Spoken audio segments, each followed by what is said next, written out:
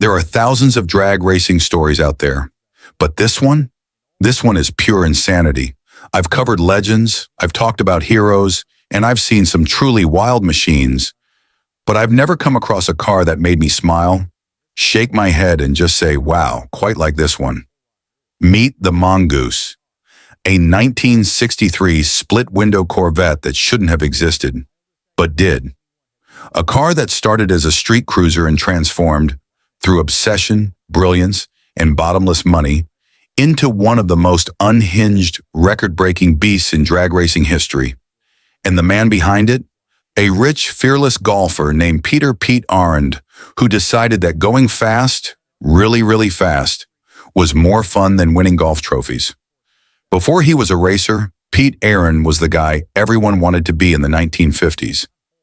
Born into wealth in Red Bank, New Jersey, his father was a successful architect who designed homes, golf courses, even owned a few himself. Pete was living the dream. Summers in Florida, days on the course, and a future laid out in gold. He wasn't just good at golf, he was great. He battled Arnold Palmer shot for shot in college, broke course records that still stand, and won national tournaments. But Pete wasn't built for a 9-to-5 life.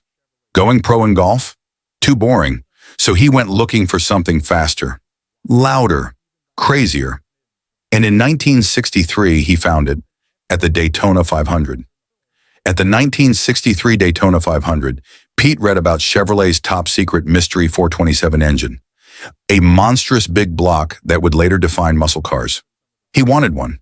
He had the money, the ambition, and now, the obsession. So he bought a brand new split-window Corvette, but with the smallest, weakest engine available, because he had bigger plans. He called his friends at Chevrolet, ready to pay any price for that Mystery 427. Chevy said no, so Pete said fine, I'll do it my way.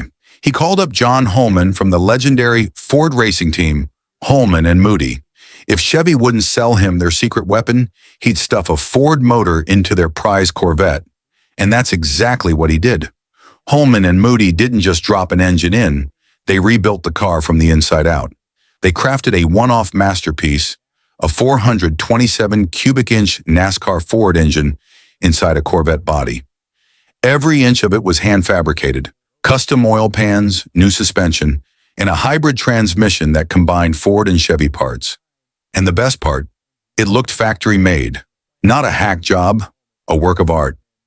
Pete picked up the car in Charlotte, drove it straight to New York for a custom leather interior, and then to Long Island for bodywork and a show-winning paint job. For a while, it was unbeatable, a Ford-powered Corvette that smoked anything in its path. But Pete didn't just like winning. He loved dominating. And soon, even that wasn't enough. Enter Olly Olsen, one of the most brilliant and underrated builders in drag racing history, a mechanical genius who'd already won Best Engineered Car at the U.S. Nationals. And now he had a blank check from Pete Arend. Olsen tore the Corvette apart. Again. He rebuilt the engine into a 476 cubic inch monster, swapped the transmission for a racing automatic, and hand-built a torque tube rear suspension with cooling systems for the differential. Everything was polished, chromed, and engineered to perfection. The Mongoose wasn't just fast, it was surgical. It could launch straight, grip hard, and run like nothing else in the Southeast. And when Pete wanted even more, Olsen said, fine, let's go nuclear. They ditched the Ford engine for a Chrysler 426 Hemi, the king of drag strip power. Custom-built headers, tuned exhausts, hand-formed hoods, and fuel injection that could be adjusted for track conditions. It was radical, even by today's standards. At this point, the Corvette had become a Frankenstein of American horsepower. Part Chevy, part Ford, part Chrysler, and 100% insane. By 1965, the Mongoose was running in NHRA's B/modified sports production class, a division made for experimental, high-powered sports cars. And Pete wanted one thing, to win the Winter Nationals, Spring Nationals, and U.S. Nationals, the sport's triple crown. At Pomona in '65, the car's transmission exploded before eliminations. But even then, photographers went wild. Nobody had ever seen a Hemi-powered Corvette. The name Mongoose started appearing in magazines everywhere. By 1966, Olsen and Arend had fixed every weak link, a new front end, lighter components, and a setback engine placement that pushed class limits. This time, Pete did win Pomona, then Bristol, then the U.S. Nationals, taking the Triple Crown and Best Engineered Car honors again. The Mongoose had become unstoppable, but just when Pete was at his peak, it all stopped. In late 1966, his home in Florida was robbed. Armed men stole $80,000 in jewelry and valuables. The FBI caught them, but the event shook Pete and his wife deeply.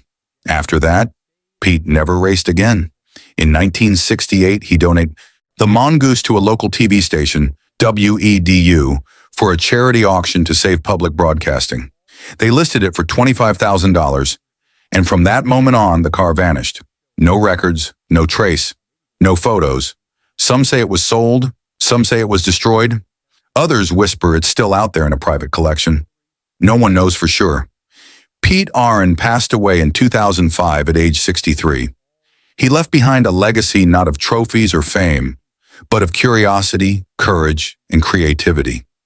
He wasn't a professional racer, but he built one of the wildest, most innovative machines ever to touch a drag strip. The Mongoose is more than a car.